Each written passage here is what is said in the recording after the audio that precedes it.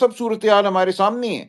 इसमें कि हमारा किसी का कोई कसूर नहीं है। जो कुछ हम कर सकते थे, हमने किया, लेकिन जब एक ऐसी जाबराना ताकत रियासत के सामने हो, जिसको कोई शर्म नहीं है, तो फिर आप एक हद से आगे नहीं कर सकते। जहाँ तक ताल्लुक है तंज़ीम साज़ी का, ये तंज़ीम साज़ी भी एक दिन की बात तो नहीं है।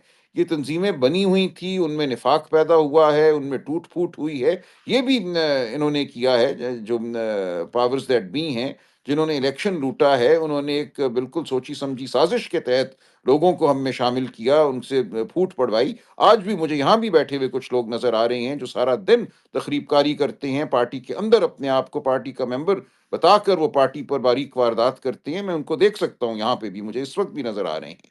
तो ऐसा नहीं है कि इस पार्टी के अंदर सब मासूम हैं, सब बड़े बेलौस वर्कर हैं, 99% बेलौस हैं, मासूम हैं। लेकिन बिल्कुल वो 1% इंतशारी भी मौजूद हैं, जो बारीक वारदात सारा दिन करते हैं, जिनका मकसद ही ये है कि पार्टी में निफ़ाक़ पैदा हो, बदगुमानी पैदा की जाए, वग़ैरह-वग़ैरह।